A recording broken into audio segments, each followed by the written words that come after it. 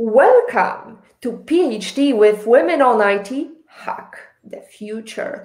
My name is Beata Young, and today's PhD, Positivity Hack Delivered, will be by our guests, Daniel Martinez and Anthony Gaona. Sorry. Got it. Did I say it? You got it. Good, Gaona. Remember, it's not that easy with Polish names or Anthony's name. So today's topic is, hopefully, automation is going to help us with these difficult names, because this is today's topic. Why is business automation vital for entrepreneurs? PhD episode 29 starts here. Let me remind you, this is a grassroots community that focuses on women on IT, an inclusive women forum in technology, startups, and female leaders who are supported by, as we can see, men as well. And I bring heart to that hustle because empathy is my mojo, and empathy is critical when you are building business automation for entrepreneurs for the future. So, Anthony and Daniel, where in the world are you today? Today, right this second, we are in San Antonio, Texas, in the United States. Excellent. The life of an entrepreneur is no easy feat. Whether you're living in Texas, wherever you are based in Poland, where I am at the moment, physically a pair of hands and legs is not enough. Mentally, you need more than one mind to think. Emotionally, you need more than one cup to collect the deluge of emotions that you will experience. Thankfully, in this advanced world, there are many ways to appease everything that business demands. One of these is called business automation. It's a tool that helps companies by automating repetitive day-to-day tasks.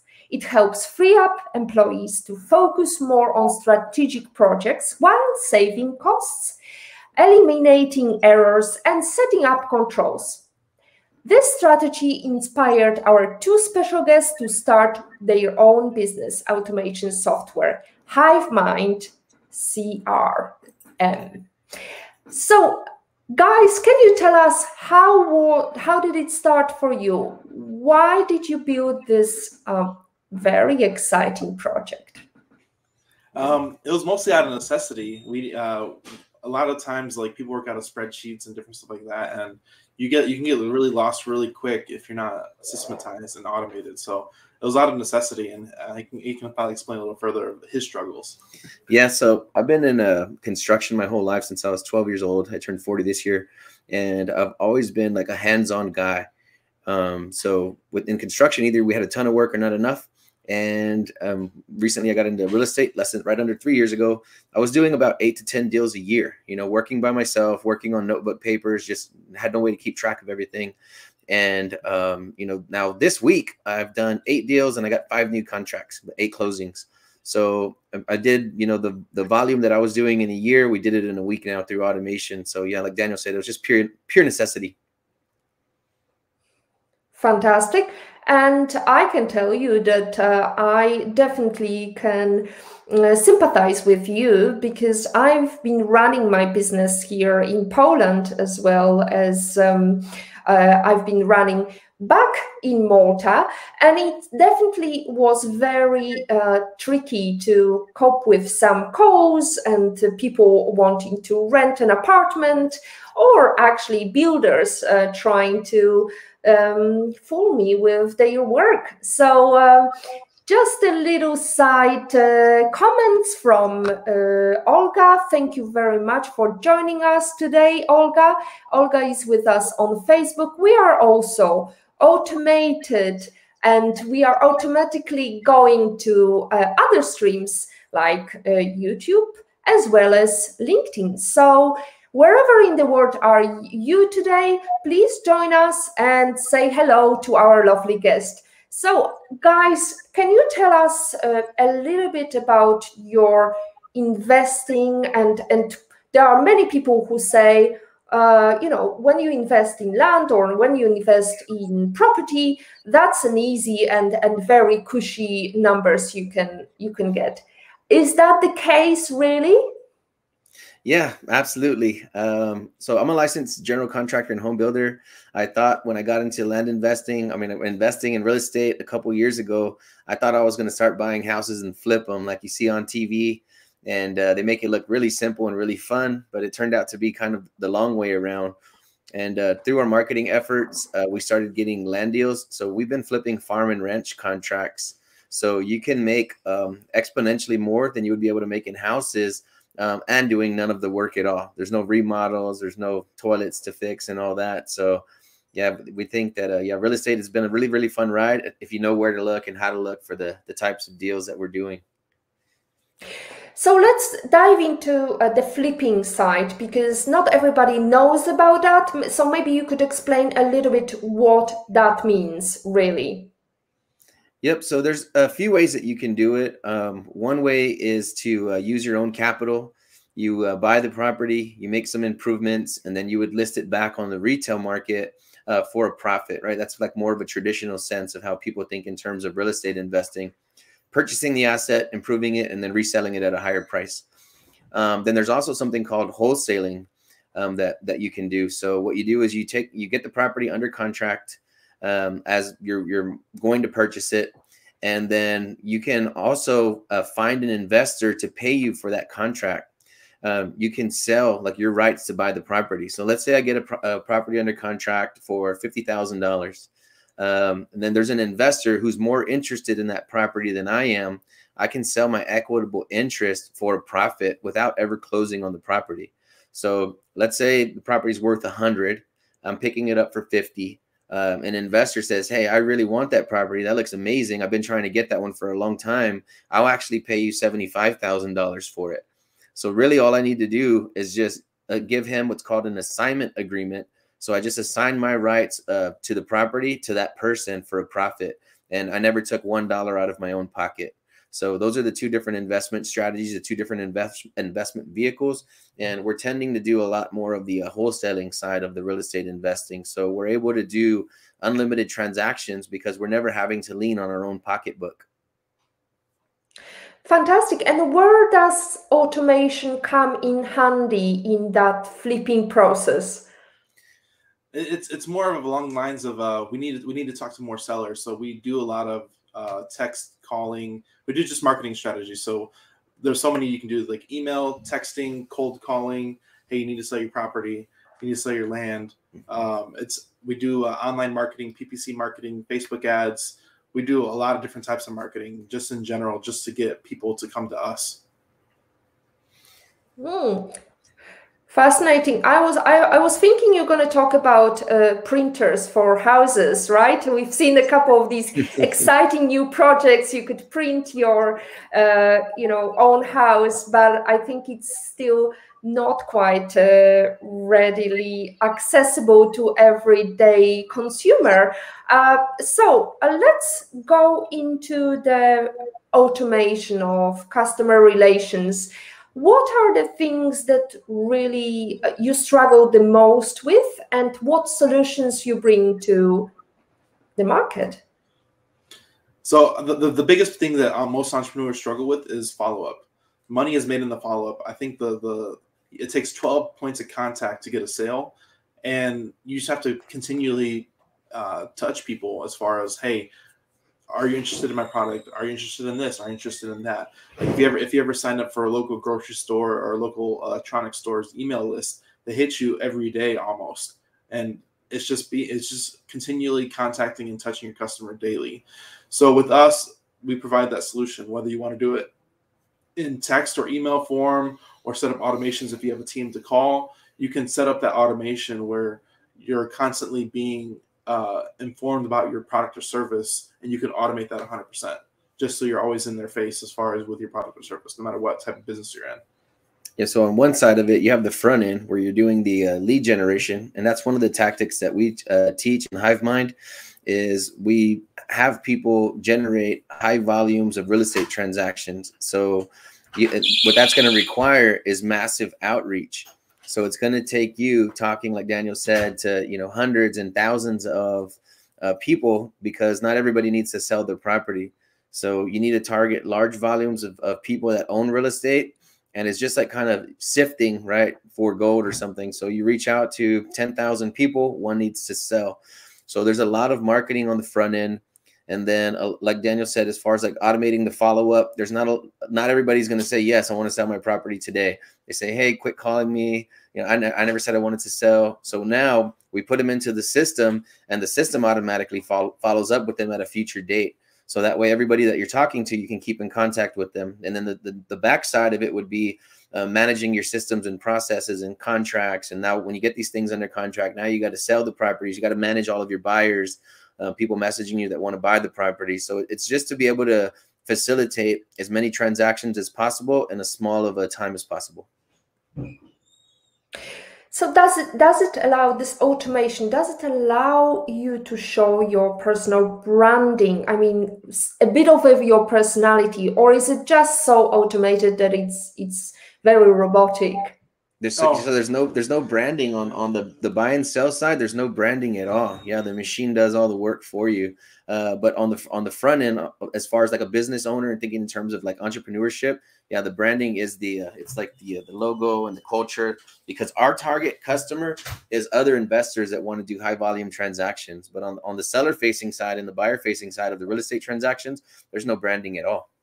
Yeah, like our goal is for them to, you can put your own twist on it. Like a lot of people, that you can make it as personal as you want.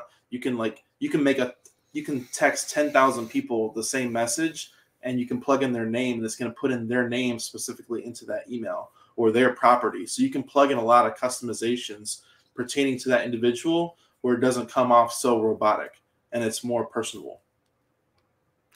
So let's say it's like a MailChimp for contacting your clients, right? Correct. So just like MailChimp works with email, we have the same thing. We can do email, we can do text, we can do voicemails. We can do like a vague voicemail, and we can drop that on we can put that in people's phones with automation. So there's so many like different types of marketing techniques out there that we have the all-in-one resource to do all of them at once, or just one of them. It's up to the individual entrepreneur and what they want to use in the system or not. How long have you had this product? I mean, we know that you decided to build it because of your own problems. And what's the root there? What's the story? I think we started about 7 months ago. So we've just been, our goal as a software company is to help businesses automate and accelerate. So we've seen people come into our product and never have a 6-figure month, and they've had a 6-figure month within 60 days, because they're already doing well, and they already know what their job is and how to do it. But this system just automates and accelerates their business to another level. And if you bring in more personnel, it amplifies what you're doing as a whole as well. So you mentioned a couple of things, but you did not mention really, I think, Facebook messaging. Mm-hmm. Is that correct? Yes. Yeah. So we integrate with Facebook, Instagram Messenger, Facebook Business Manager, Google Ads, Google My Business. We tell all, since we're entrepreneurs and all of our clients are entrepreneurs, we tell everybody, like, you need to be on Google. You need to be on Google My Business. You need to have a website. Like, these are the basic core features of any business in the 21st century. You need to be online in some fashion and have an online presence just to reach out and reach more customers, because nowadays people that provides credibility. Like your Instagram account can almost get you more business just by having followers and people that content that produces in your niche, and people resonate with that. Like, oh, he's actually doing the real thing because he portrays that online. And that's almost like it's like your digital business card is your social media. Fantastic. And we've seen a huge movement of businesses going online during the pandemic.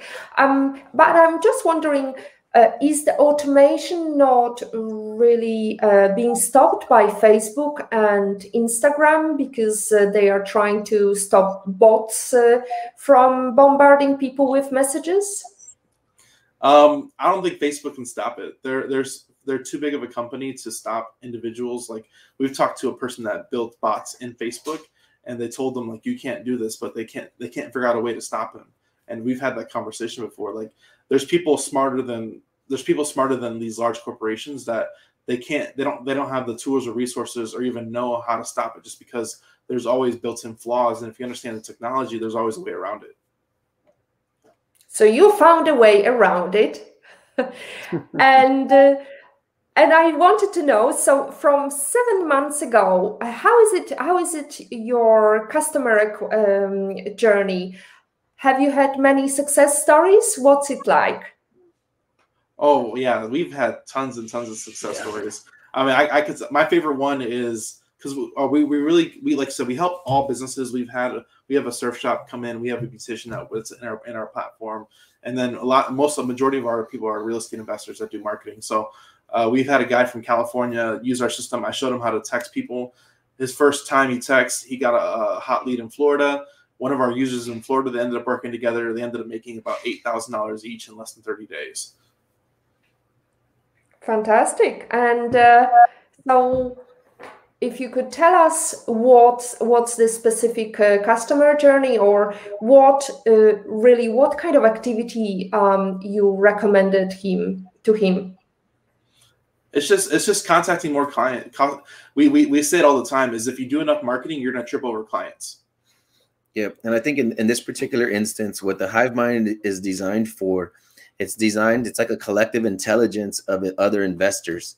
So if you're doing marketing, online marketing, you're looking for property sellers, sometimes you're going to get a lead anywhere, right? So gentleman's in California, he gets a lead in Florida, right? And so if he didn't have any connections in Florida, there's no way for him to be able to facilitate or move that transaction. I mean, you can, but it's difficult without knowing that market or having buyers in that market. So you're kind of shooting in the dark. And with the Hivemind community, you get a property lead anywhere, and then you just reach out to the community and say, hey, who can help me sell this property? So there's a big group of people to reach out to that can help you do both sides of the transaction, both the front end side and the back end side. So when this thing's fully up and running, and we have thousands of people in every major, city, then no matter where you get a lead, you have a whole team, like a whole hive of people that can help you sell that deal. So as long as we can keep teaching the community to generate thousands and thousands of leads, then you can easily get those leads sold at a very high rate. So that the more people that join the system, the more powerful it's getting, the more powerful that you can actually facilitate a large volume of transactions quickly. So the hive, the community is built around your system, and how do you keep them together? So it's based on community building, because you'll see this in traditional real estate companies. This is where they all fall apart. You have one main guy that knows how to do real estate, and then he'll bring on 2 or 3 or 4 people, and half of those people are supposed to do the front end, to talk to the sellers, get the contracts. And then there's a different department, another 2 or 3 or 4 people that sell the contracts and do the back part of it. And then what happens is, every single time, I've been hearing this since I started in real estate, those people realize that they're only making such a small piece of the pie. They disappear. They go off and they start their own company. So there's no loyalty. It's very hard to keep a team together.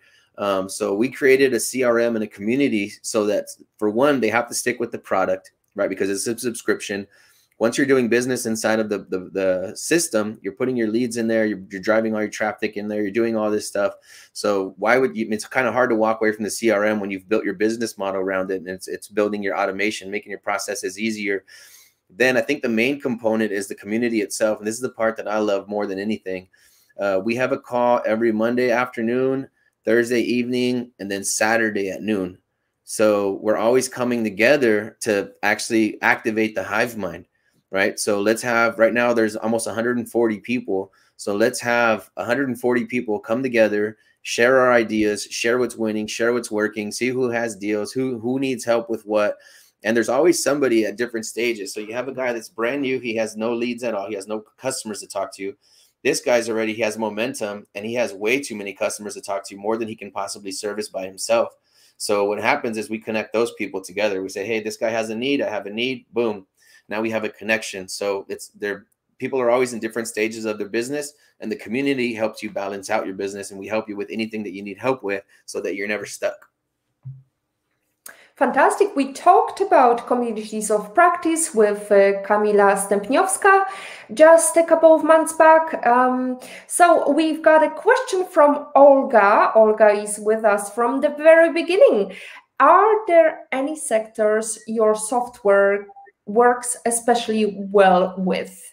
We agreed it's the real estate. Is there anything else it could be useful? I'm going to answer this one real quick, and then you take the back half. Yeah, you're right. Okay, great question, Olga. Thank you so much. In my mind, every business is exactly the same model. So it doesn't matter what business or niche you're in. So you have customers in and then customers out, and that's it. So all really the Hivemind is all it is a transaction engine. All it does is it allows any business owner, any entrepreneur to facilitate a high volume of transactions fast. That's all it is. So you can drive those transactions with capital, right? Through marketing, online marketing, paid marketing, different strategies that we have. But you can also drive those transactions by building a community. So we encourage everybody to become an influencer, beef up your social media, drive people to what you're doing, become an expert in your field, and then start training other people that are interested in being an entrepreneur in your field. And those people will start to bring you their customers. So no matter what, our main goal is to help you facilitate a high volume of transactions in any business or niche or industry. Yeah, I even go behind that. Like yesterday, we had a call with, he's a fitness instructor, and he's trying to help people all across the U.S. that have degenerative diseases and stuff like that, where they have like lifelong problems, to overcome that through exercise and meditation and just stretching and doing stuff like that, just to free up the body and do stuff like that. So we're giving him advice as far as how to use our product and business model to help and get more clients. So like we like I said, we have a surfboard shop that's like random, weird, like craziness. We have people that do multiple businesses. They're in trucking, they're in social media marketing, they're in personal branding, they're in all this different stuff. Like we do real estate, we do personal brand, we do a lot of different stuff ourselves, and we're using this platform for all of it in one account. So there's a lot of different things you can do with it. And like I said, all businesses are built off the same thing. So you have lead generation, lead conversion, and then getting reviews in the back end to get more customers, and it goes in one big circle. So like I said, we work with Google, we integrate with Google My Business. So everybody should be on Google, everybody should have a website, but we can automate getting reviews for Google to get you more customers. So if you can lead generate, convert, and then get a review, it'll help you get more customers in the front end, to help you get more conversions, to help you get more reviews. So hold on a second. Can you explain to me how can you get more reviews on Google? So our system integrates directly with Google. So let's say I'm a coaching client, and I'm coaching them about how to speak or something. Let's say I'm coaching them about how to speak. I can charge them on the front end for a consultation call, and if I make them into a client, I can charge them again. We integrate with Stripe as well, which is a card processor. So we can collect payment, put them on subscription plans. We can do all that stuff in our platform. So let's say we get the client, hey, can you, after I do this one-on-one consultation with him, let me send them a review. I can text them and email them, and you can automate that whole process where after we've had this one-on-one conversation, they paid me, we had a good transaction, they learned a lot from me. Now, if I showed them as they showed up to this appointment, now it's going to shoot them a Google review like, hey, can you leave me a review to help me get more clients? And you can automate this whole process just by doing consultations, getting paid up front, having a good conversation and educating your client. And then on the back end, as soon as that consultation is complete, you can set it up to 30 minutes after, hey, can you leave me a Google review to help me reach more people? I hope you got value from our conversation. Can you help me out? And it's getting reviews all the way around. So Google reviews will help you rank better on online and on the web, which will help you get more clients organically. Fabulous. That's a great idea. We've got Olga very active. She's asking more questions. Are there any sectors your product cannot work with? Absolutely not. Yeah, for that same reason. Yeah, if you're in business, even no matter what you're doing, even if you're doing cleaning houses, right? You're communicating with people. Maybe you're going to trade shows, you're shaking hands, you're handing out business cards. Every single time that a customer gives you, every single time you have an interaction with a customer, you want to grab their information. You want to grab their email address. You want to grab their phone number, maybe their social media channels. So the Hivemind helps you track all of that. You take all of that information from every single interaction you have, and then you put it into the system so that you can automatically interact with that person for all time now. So, I mean, this could work for religious organizations. It could work for tradesmen like plumbers and roofers. It could work for people that just sell, like, let's say you're selling physical items, right? Candles, or no matter what business you're in, you want to have a list of customers forever, no matter what. You want to be, every time you have an interaction with anybody, you want to collect their information. And this helps you keep track of it, and it helps you automate it. So you can always have future communication with those potential customers, friends, anything. Can I give an example? Yeah, go ahead. So I always resonated because what we teach is what we're doing. So we tell everybody to create a Facebook group because you can build your own audience just by providing value on Facebook. So Facebook groups are huge. So we tell people everybody create a Facebook group. Well, what do we do with our Facebook group? We ask them, whenever somebody comes into our Facebook group, we ask them for, we already have their name because they're on Facebook. We ask them for their email and phone number. Why do we ask that? Because if they give it to us, they get added into our system automatically, and then they're getting hit with emails. What do they get? What's in the emails? The emails is, hey, check out our TikTok, check out our YouTube channel, check out all these other stuff that we do, because we want them to, if they don't resonate with our Facebook group, if they came in that direction, we want to hit them with check out our TikTok, because people like consuming content in different ways. Check out our Twitter, check out our Instagram. So if they can resonate with one other way, they're going to come in and come into our product in multiple different ways just by coming in through the Facebook group. So it's fascinating. Also, you mentioned before we joined this call a very, very exciting thing, which is cheap marketing. I am wondering, what do you mean by that? And if you could delve into details. So I think the cheapest form of marketing is social media. It's free to use. All you have to do is produce the content for it, and it's just about being consistent about it. I started making content literally last March, and I had 7 posts on my Instagram. But right now I'm close to 2,000, and it's not that I didn't know what to do at first. I just started like, hey, I need to do something. I need to start working on building out content. So like right now, I got better over time. In the beginning, it kind of stank, and it wasn't that good. But I got better over time the more I did it. So right now, on any given day, we usually have 50 to 60 posts go out about our product or service in 6 different channels daily, Sunday to Saturday, every day. We're putting videos, we're putting graphics, we're putting everything on YouTube. That we've been posting a video on YouTube every day since April 3rd. I think it's about to be 5 months now. That we've had at least one video come out every day. So we're just producing content in multiple different sectors at the same time, all at once. That works, definitely. Well, I can vouch for that, because this is number 29 of Positivity Hack Delivered. So we are trying to be consistent. Next week, we are also going to talk about marketing and how to get your first customers and first paying customers.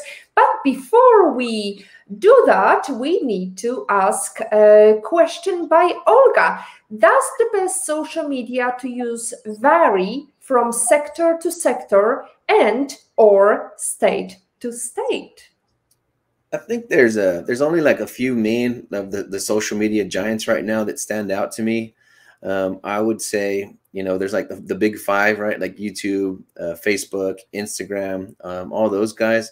And those are the ones those are kind of like our go-to. And then another cool thing that I've been doing for maybe almost 15 years, I have about a good 15-year marketing background, is I would do a lot of boosted, like paid advertising. So you would make, like, let's say you add 5 or 10 videos to your YouTube channel. You would add 5 or 10 posts to your Facebook business page. And then you would add maybe, 5, 10 posts on Instagram. And then you can pay Instagram and Facebook and YouTube $1 a day, to show your ads to different types of people. I think that's probably more important than focusing or niching down into like one social channel. My thing is like, if I can be in 3 different platforms or 4 different platforms, spend $1 or $2 a day, so that way people are starting to see your stuff everywhere. You know, it's a very low frequency, but you're going to pop up everywhere. So I don't know if it matters where you are geographically, in what country or what state you're in. If you did want to target one city or one state, a lot of these platforms have targeting parameters. So you can say, hey, I only want to show it right to the city of San Antonio, or we only want to show it to the state of Texas. So you can go as broad or as narrow as you want. So if you're a local cleaning company and you want to just show ads, you know, to that one little area, you can do that too. You can concentrate. But in my mind, I'm like, I think what's more important is creating at least a few pieces of content, running a couple dollars of traffic at it a day, and then just letting it run forever and never turning it off. All the while you continue to still develop and improve on those marketing channels by creating more content. And I think a lot of people struggle with content, right? That's probably like the hardest thing to do, is to sit at the kitchen table and say, well, now how do I create these pieces of content? But what we do is we turn everything into content. So as we're starting to build a community and we're communicating with people, we're jumping on podcasts, we're taking snippets, we'll take a 30-second snippet, throw that on Instagram, throw it on Facebook. So we're just repackaging our like kind of we're documenting our process as we build out the company. And then we just cut it up into pictures, snippets, cards, and we just distribute that all over social media. So I don't know if I would focus so hard on one channel as I would. Maybe I might concentrate on touching more channels than doing less. And then we've been able to automate that portion of it with our VA. So you'll see a bunch of videos and pictures and everything getting posted on all these different social channels. And in the beginning, we were doing it all ourselves, and now we're not doing any of it anymore. So it looks like we're doing a ton of activity online, but we're actually doing very, very little. We're spending a lot more of our time doing like podcasts and interviews and stuff like that now. Just like now. So you've got a channel on TikTok. So I wonder, what kind of content can you do? Can you like dance in the property, or what is there to really show? We're about to start dancing on our neck. No, I'm just kidding. So a lot of people overcomplicate it because they think TikTok, you have to dance in every video or you have to provide comedic value. But there's just like social media is so broad that people are looking for business advice. People are looking for business strategy, learning about real estate. People are always interested in learning about entrepreneurship, just because I feel like everybody as an individual wants to be an entrepreneur, but they have that fear. They have that fear, the fear of failure, or they have a mindset issue where they can't overcome it. So people are always curious about it. So I think I said the TikTok, we're not really big on it. I think we have like maybe 60 followers on TikTok, but we're still pushing content out there because TikTok, I've seen people literally get thousands, millions of followers within 3-6 months just because they're being consistent on it. So you don't know, like I said, for us, we don't know if that'll be our big next move. It might be podcasting, who knows? But we're doing everything just because we don't know what's going to hit first. And whatever hits first, like I said, it all comes back to you're building a foundation. So if we blow up on TikTok, I guarantee you they're going to find our Instagram and YouTube. Guess what? We've already been working on that. So there's already a foundation for people to go get lost into that maze of content that no matter what hits, we're on every channel. If you think of social media, you want to think of it like as long form sales content. Yep. Right. So if you ever been to the blog post where it's teaching you about something, right? It's teaching you about a product. So you land on the page and you start reading something you're already interested in because obviously you searched for it. And then you go down this long blog post that's like 30 minutes long or 40-minute long read. It has pictures and videos and it kept you engaged and intrigued. And by the time you get to the bottom, it says, click here to order the product after you just learned all about it, got all excited about it. So that's, to me, that's long form sales content, right? So instead of it being like a landing page that says, put in your name, number, buy the product, and there's nothing else on there. I think of social media in terms of that. So no matter what you're doing, no matter what you're experiencing, even if you're experiencing challenges or failures, post those online, post them on all of the main social channels. And document everything as much as possible, because somebody's going to be interested in your brand. They're going to see your YouTube video and they're going to say, you know what, I really resonate with her. She seems amazing. And then they're going to go look for you somewhere else on social. And then they're going to start watching they'll start binge watching all of your content.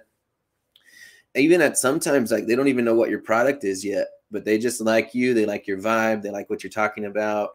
and then they end up buying from you. I've had people call my phone and be like, hey, I'm trying to put my credit card in, but it's not working. I'm like, who is this? You know, I don't even know where they're coming from yet. And they're ready to do business with me because they went through that whole web already online. So I think that's probably more important. I think it's more important to post than to think of what to post. So we say record everything, make everything into content. So as far as like TikTok, we did one video. This one's not on TikTok. This one's on Instagram Reels.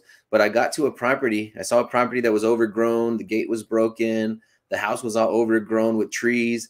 So I just pulled over on the side of the road, like literally just stopped my truck, got out of the truck, and I said, hey, look, you see this driveway, the way the grass is high? That means no cars have come in through here through a long time. The gate's knocked over, so nobody's fixed the gate. So that means nobody's coming in and out of this property. Then I went inside the gate and I started showing stuff around the house. And that thing got like over 100,000 views. Almost 200,000. Wow. Almost 200,000 views on Instagram Reels. Yeah. And it's just random stuff. Random content. There was no planning. I shot it with my cell phone. I'm sure the audio was terrible, but that's really all it is. People are just curious. We like to learn. So no matter what business you're in, if you're doing like explainer videos, instructional videos, yeah, they don't necessarily have to be funny and dancing and stuff like that. Yeah, you could just pretty much just showing other people what you do on a day-to-day basis, and people will become interested in you more than they will become interested in your systems or processes or your products or anything like that. So they'll feel like they get to know you, you know. So even if you're just like, I mean, literally throughout your day, no matter what you're doing, sometimes I'm driving down the street and I'll just throw my phone into the holder and press play and just start talking and rambling on. And yeah, it's just like, I think the unscripted stuff is probably the best content that you can produce online. So definitely. So tell me this thing I have in my script as well. I'm sorry, I'm following this religiously. Two-way SMS. What is that? So most people that use SMS as a feature, they just do outbound. Like it's more robotic. So a lot of companies out there, they just do outbound. There's no way to reciprocate that back. So literally, we started implementing this about 4 weeks ago. We have two-way messaging. So just like I can text Anthony, I have his number, he can text me back. That's two-way messaging. It's client to business. So we initiated this with our own company that, hey, if you have an issue or you need assistance, just text us. That whole message goes to our team. Our team can respond with it. That's how we manage our own clients using our own system. So we manage our own software clients by using our system to manage them. So if they have any issues, questions, hey, I want to connect with somebody, I text them, literally text us. And we've gotten such good feedback from that just with two-way messaging, because it's not just, it doesn't hit the wall when they send it back. There's actually somebody there to respond, and we're there 5 days a week, and we're going to hire a third person to be there 7 days a week, just so there's somebody always there to respond during regular business hours. That's what really fascinates me, because I would have thought that with digital communication, the text message on your phone is really irrelevant. But I heard about this business somewhere in New York where you can order pizza via text message, and people are actually communicating via text messages. So what is that about that people still like doing? What is that so special about it? What do you think really tickles? I'll tell you why I love text messaging is because it's very personable, right? So like, who do we text? We text our parents, we text our family, our husband, our wife, our friends. So when I'm texting, it puts you into a headspace, like you're communicating with somebody that you know. So I noticed in business a long time ago when I was like, before I automated, on all of my I did a lot of construction growing up. So in all of my ads, I started to write, text this number to book an appointment, text this number for an estimate, text your details about the project to this phone number. So I started closing a lot of business just with text messages. I never talked to the people on the phone, and we were still doing business together. And I think that's why, like I said, when you're texting, those are the people that you know personally, people that have your cell phone number. So when you're texting as a business and you say, hey, would you like to, order pizza from us? It's just like if your sister's texting you or something like that. Like it's for some reason, like they're right. It's like it's the next best thing to being right in front of the person is what I feel about it. I think, and you'll be amazed at this, is that one of our top performing real estate investors in our network, That's all he does is text messaging. He does not talk to homeowners. Imagine facilitating a $100,000 transaction all via text. Like there's a lot of credibility and a lot of stuff that happens there. Like you can do that. My first deal I actually did via email. My first real estate deal, I made $7,000. I did via email. I only spoke to the seller for 2 minutes right on the day of closing. So like there's a lot more personality that comes through it. You can set up automations with a voice memo like, hey, I appreciate you.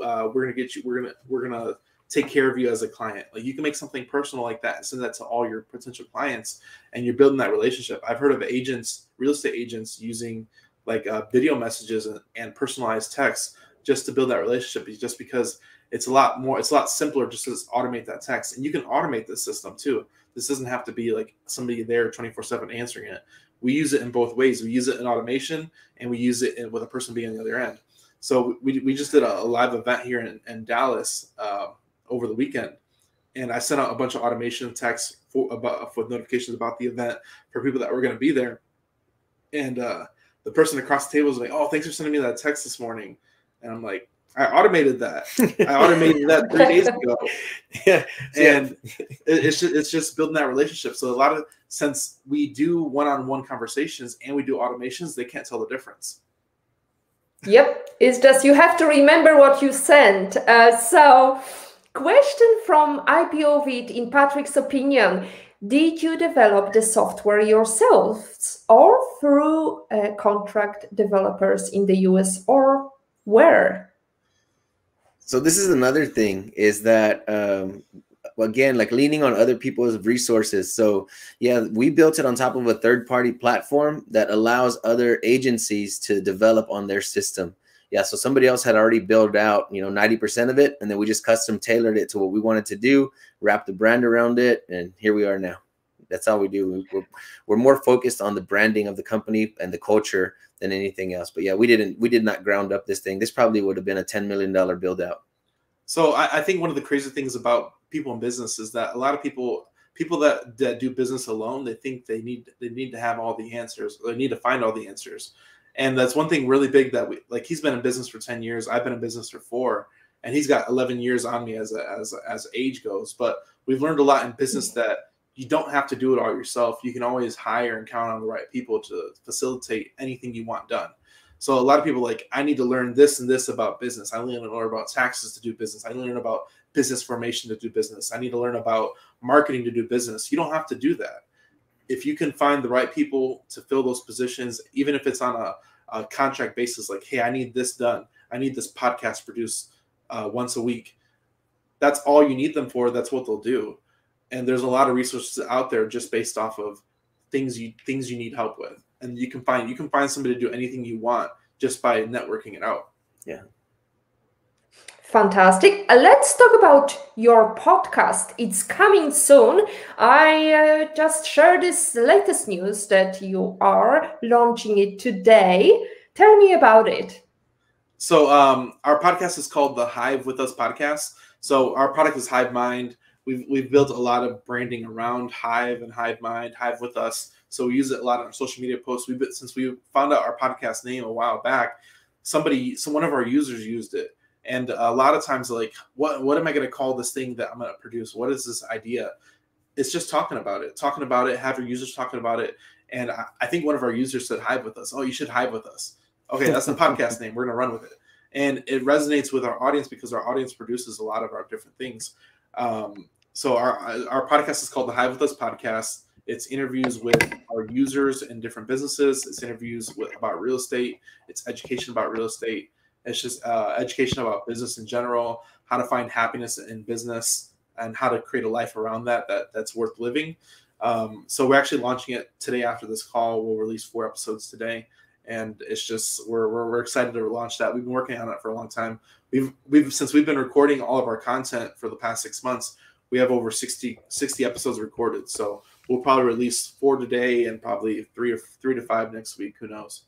We have a lot to put out, so we're going to launch it hard. Well, I keep my fingers crossed for your successful launch of Hive With Us podcast. So in the meantime, can you tell us what is the next step for Hivemind and your business automation? Okay, so you want the long or the short version? The sky is your limit. I have a friend that I've been following. Actually met him on social probably, I don't know, 15 years ago. And he has a same business model that we have. He started about 5 or 6 years ago. But his CRM and community is based around solar energy. So they do solar panels. In about 5 to 6 years, they're doing about 200 million a month right now. I'm sorry, 200 million a year. So I really believe that Hivemind is headed there. You know, the size of transactions that we're facilitating, the number of transactions we're starting to facilitate. I know that we're going to eventually end up with a ton of capital. And like we raised $300,000 this week. And we're having, I think the biggest challenge would be like having more properties to start to put the cash in. So the faster we're starting to gather real estate transactions, the faster we're starting to be able to fundraise capital. So I know that it's going to turn into thousands and thousands of transactions per year. So what we're going to do is we're going to start to set up, we're going to have a cryptocurrency that we have coming out so that people can start to use that inside of our own community. We want to set up lending institutions so that we can start to house some of that capital. And we want to start investing into properties ourselves and giving loans to land and mini storages, those types of assets. We're going to start collecting those types of assets, apartment complexes, mini storages, land, commercial land. We're going to do some commercial land developing. But we also have like philanthropic goals.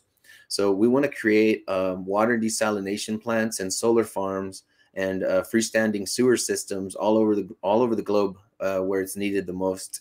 So that's what we're going to spend the rest of our life doing. That's where we're going to move the excess capital to. And I think it's going to be a really fun ride, but that's where we're headed.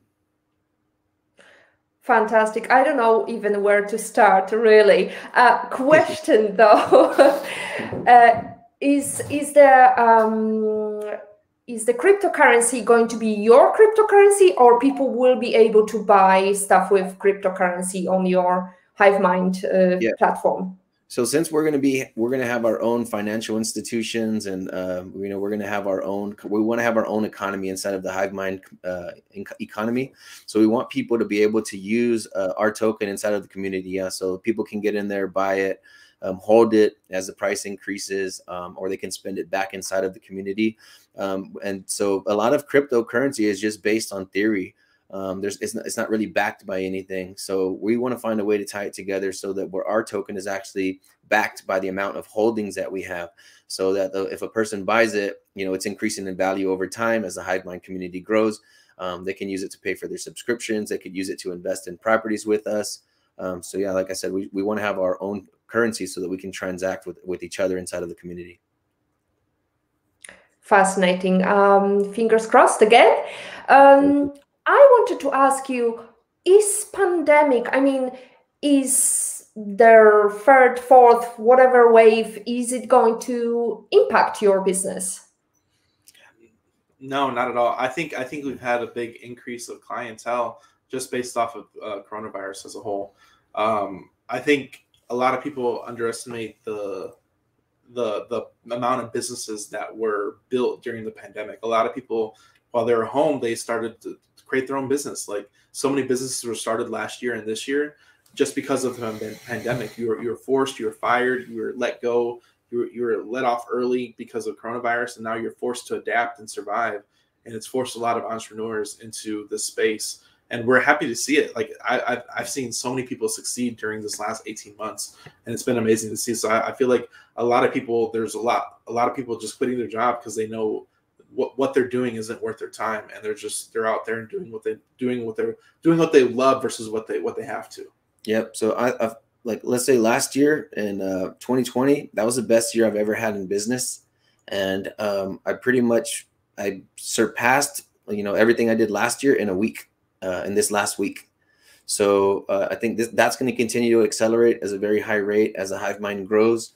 And then also we're in a work from home economy right now, right? Because people are not wanting to be around. People are still kind of like in lockdowns. So this is a business that you can run from your living room or your kitchen table. You wouldn't be any more successful if you were out in the field meeting with people in this business model. So it's something that where you can work from home, you can reach high levels of success from home. So I think that's special. Yeah. So unless, as long as there's still people alive in the world and businesses are still transacting and properties are still being sold, yeah, it's not going to slow down. This is only going to accelerate. Good to know that, guys. So that's a perfect segue for us with the question. Imagine the pandemic is over, and I want each and every one of you answering this question. And you can invite any person in the world to have private breakfast with anywhere in the world. Who would you invite and where would you go to? Let's start with Daniel. So I thought about this before the call. Me and Anthony, we don't look to like sports people or anything or celebrities like that. A lot of times they don't resonate well because, like I said, for us, we're really big on helping people. But I really thought about this question, and for me, it's Ashton Kutcher. Yes, he's a celebrity, but he's left acting as a whole to provide more value to the world, and he's helping trafficking victims and stuff like that. And he's found his passion in life. So I think for me, it's Ashton Kutcher. Good. And what about you, Anthony? I'm a tech guy. I've always been a tech guy, even though I'm not very technically savvy. But I've always been fascinated by like artificial intelligence, robots, futuristic. I spend a lot of time in prayer and meditation. So I spend a lot of time imagining the future. So the only person that I can identify with in that regard on this planet right now is Elon Musk. I just think he's building a world that he's so far into the future in his mind that I don't think he's going to be able to complete what he wants to in his lifetime. So I really admire that. Yeah. So I know that if I just sat down with him, that he could upload tons of information into my brain in a very short amount of time. Yeah. So it would definitely be him. And where we meet, to me, it really doesn't matter. Maybe at one of his gigafactories or something like that would be amazing to take a walk through there. But yeah, that would be my first choice. Oh, I'm surprised you're not mentioning the moon. Anthony. Mars. He's building a civilization on Mars. So we like it here. We'll have coffee on Mars. All this gear and preparation, too much hassle. That's actually interesting, Anthony, because you mentioned so many ideas and you still want to spun some more ideas in front of Elon Musk. I think it's going to be a breakfast of... how do they call it? A breakfast of masters. So the next question is, can you please give us your favorite life lesson quote? And again, this time let's start with Anthony. And could you tell us how it impacted your life overall or at the moment? Okay, mine actually comes from my dad. And I remember it's one of the life lessons he taught me. He said to always have your word. That's it. Like to always be honest, always have your word. And I didn't know how powerful that was going to be throughout my life. So he just raised us to always be honest, always, give from the heart, to just be true and to, never lie, never embellish, just be true to who you are and run with that. And so what I think that's done is it helped me like solidify myself, like in my identity and my personality, because I didn't have to go around creating like a web of little white lies, So then you have to be somebody that you told other people you were instead of just being who you actually are. So now I noticed in business, like I can't be swayed. Somebody could say, hey, like, I think you should do this, or, hey, I think you should do that. And even though I don't like, it's not like I can't take good advice, but once I made up my mind on something, it's like, this is who I am. This is who I'm going to be. And I can't vary or drift away from that. So I'm just going to plow forward. And it's gotten us here. It's helped us forge relationships. Again, like in the real estate world, the real estate community, in the business community, people have a hard time keeping teams together, keeping large groups of people together. And in under 7 months, we've built a team of going on 140 people, and it's coming at an even higher rate. Like we added 35 new users to the platform this month. But by being true to your word, by being true to who you are, like I said, being solidified in your personality, and everybody around you knows that you're honest and that you do good business, it kind of makes you be able to move around in the business world freely with very little resistance. And then the people that do find you and do want to build community with you, they already like know, love, and trust you because they know that what you say, you mean it, and that you're going to protect them too in their business goals and their intentions and aspirations. Fabulous. My production team is helping me with meum dictum meum pactum est, which is the Latin, my word is my bond, Ooh, something that is that. engraved in the London Stock Exchange motto. So I'm really fascinated by your father, Anthony.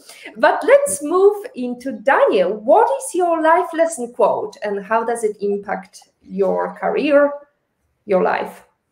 My quote is, "You build your infamy off the content you produce." In the digital age, a lot of people aren't building content, and your content could be there your whole life. I mean, it's your digital footprint. We equate it to building your digital real estate. You can build a skyscraper if you start building your content now, and we've seen it done by so many people. One of our speakers that just spoke at our event, he's done $3 million in course sales just off the content he produced, and he's providing a lot of value. So there's a lot to go there with the 21st century, and that's something that if you build your infamy off of that, your kids can leverage that. Your kids can possibly leverage that in the future, and it's just starting and building that groundwork. And you don't know where it's going to be in the next 5 years. Like I said, we're not celebrities or anything like that or anything at that level, but just by us getting out there and putting out more content, we're getting a lot more business transactions. We're getting a lot more just connections as a whole together just by putting out content. So I think a hack is building out content in any way you can, as fast as you can. I want to touch that real quick too, because that's powerful. I feel like when somebody's going to build a house or a building or an apartment complex, right, we think in terms of like the physical space reality. And so if you're going to build a house, you want to build a foundation. You want to build a solid foundation, the concrete and the walls. And even as real estate investors, we're thinking about buying physical assets. Well, those physical assets, you have to there's only a limited amount of them.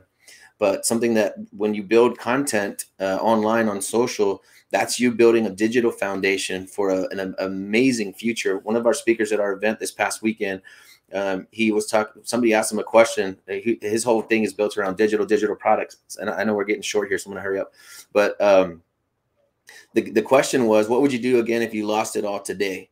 And in my mind, there was no reference point for that question, because I'm like, it's impossible for this man to lose it all, because everything he's built has been built in cyberspace. So there's no way for it to go away. There's no way for it to collapse. There's no way for it to go away. So yeah, building your infamy off the content that you produce is that's your digital foundation for something that you can carry with you for the rest of your life. So that's why we push all of our users to become marketing masters and social media masters, so that you can have something that lasts you for the rest of your life, your kids' life, forever. That's the word from influencers of today. I want you to hack the future. Ladies and gentlemen, we are coming to the end of our show. 29 of PhD Positivity Hacks delivered.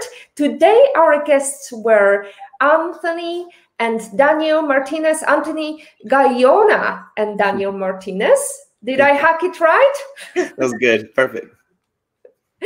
To stay updated and ensure you never miss a positivity hack delivered, follow Women on IT and turn on notifications to be alerted once a video has been released. And you can follow us, you can comment, you can make contribution to our channels wherever you are.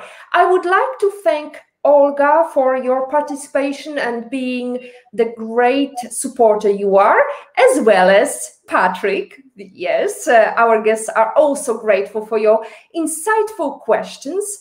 When you focus on the positives will get more positive. As always, our positivity quote comes from positive thinking only and goes, look for something positive in each day, even if some days you have to look a little harder. That's a reminder. We are going to join Mark Newsom next week.